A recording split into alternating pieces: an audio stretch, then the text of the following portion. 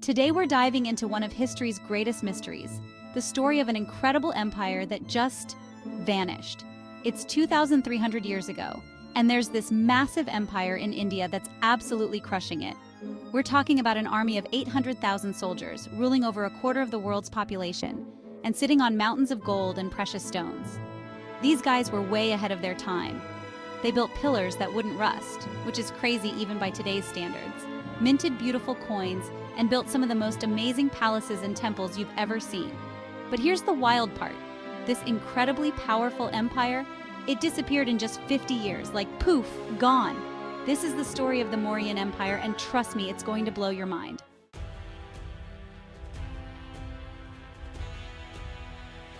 Let's rewind to 321 BC. India was split into a bunch of smaller kingdoms, and the ruling dynasty at the time, the Nandas, were basically running things into the ground.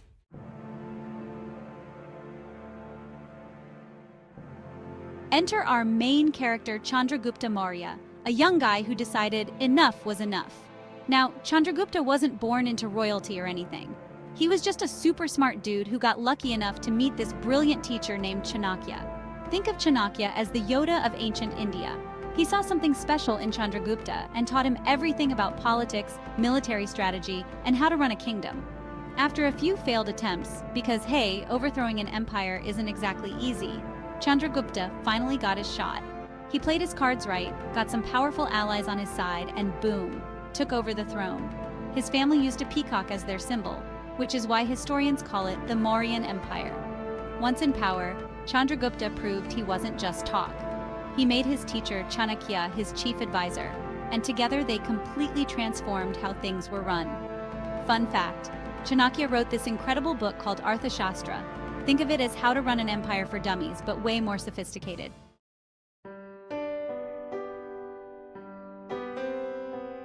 The empire really hit its stride under Chandragupta's grandson, Ashoka. Now, young Ashoka was kind of a hothead who expanded the empire through some pretty intense wars.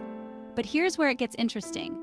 After one particularly brutal battle, seeing all the death and destruction really messed him up. It completely changed who he was as a person. Ashoka converted to Buddhism and did a complete 180 on his ruling style.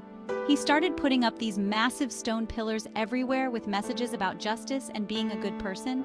And get this, these pillars weren't just any old rocks. We're talking about perfectly polished columns weighing tons that somehow got transported hundreds of miles. Even today, engineers are scratching their heads trying to figure out how they did it. Under Ashoka, the empire stretched from present-day Bangladesh in the east to Afghanistan in the west, and from the Himalayas in the north to almost the southern tip of India. We're talking about 150 million people. That's 1 in 4 people alive at the time.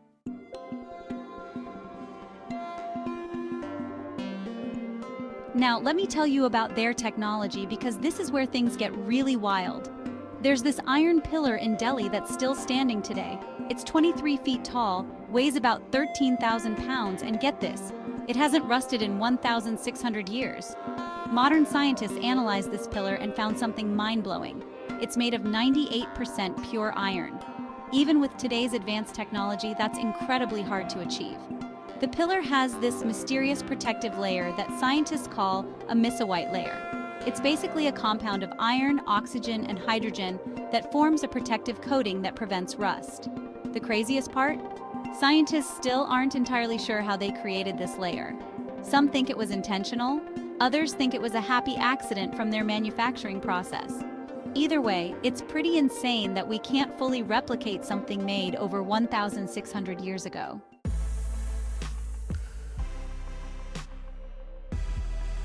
Their capital city, Pataliputra, was like the ancient version of a smart city.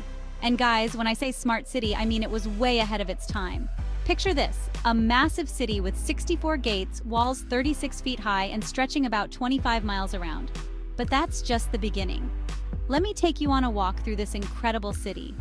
The main street was like an ancient Times Square, lined with shops selling everything from exotic spices to fine silks. They had a crazy advanced market system where government officials would actually check the quality of goods and prevent price gouging. Think of it as an ancient version of consumer protection. The city had different districts for different crafts. You'd find the jewelers in one area, metal workers in another, and textile makers in yet another. They even had entertainment districts with music halls, dance performances, and public parks. Yes, you heard that right, public parks in ancient India.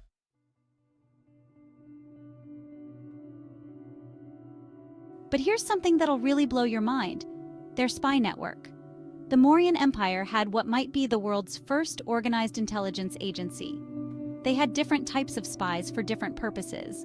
Some posed as merchants to gather economic intelligence, others disguised themselves as holy men to listen for political dissent, and some even worked as entertainers in enemy courts. These spies used all sorts of cool tricks. They had a sophisticated code language, used hollow walking sticks to transport secret messages, and even had a system of secret hand signals. They'd use things like specific flower arrangements or patterns in clothing to communicate in plain sight. It's like ancient James Bond stuff. The Empire had a super efficient relay system for passing information. Think of it like an ancient version of Twitter, but way more secure. They built a network of messenger stations every few miles along major roads. A message from the eastern border could reach the capital in just a few days. Pretty impressive for ancient times.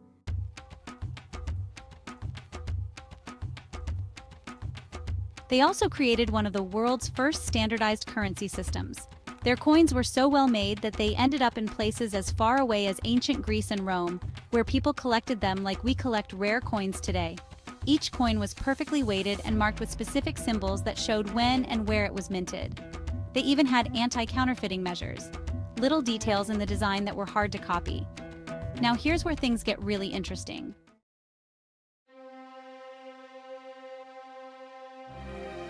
After Ashoka died, this massive empire started falling apart.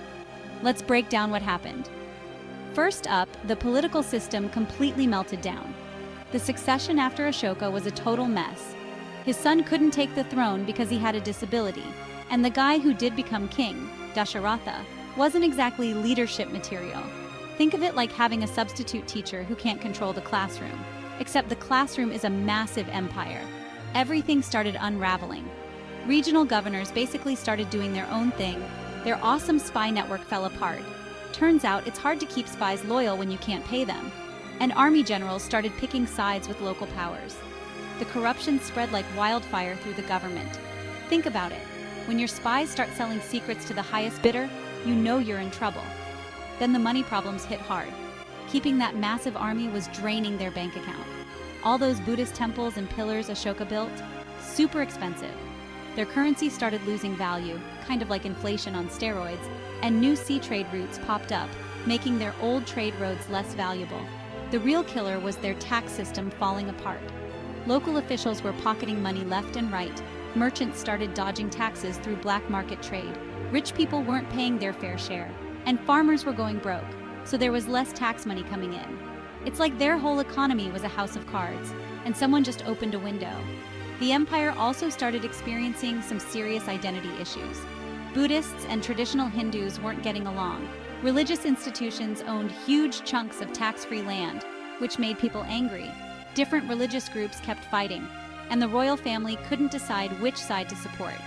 The social problems were just as bad. The gap between rich and poor got way out of hand. The caste system came back stronger than ever. Merchants and nobles were constantly beefing, and peasant rebellions started popping up everywhere. Mother Nature wasn't helping either.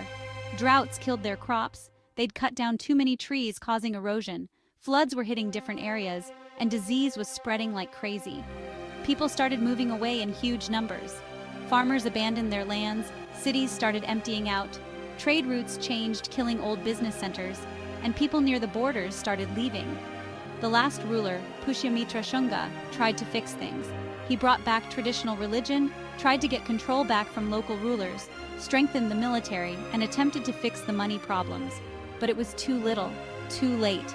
By 185 BC, this massive empire had split into a bunch of tiny kingdoms, and that was that.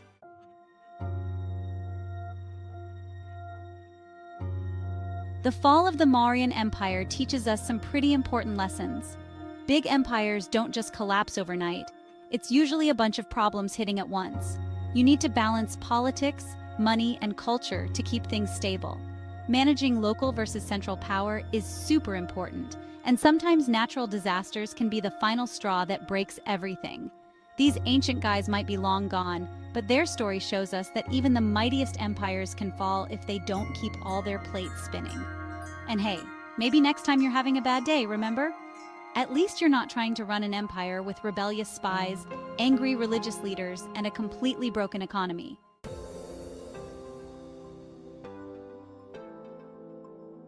That's all for today, guys. If you enjoyed this wild ride through ancient history, don't forget to like and subscribe.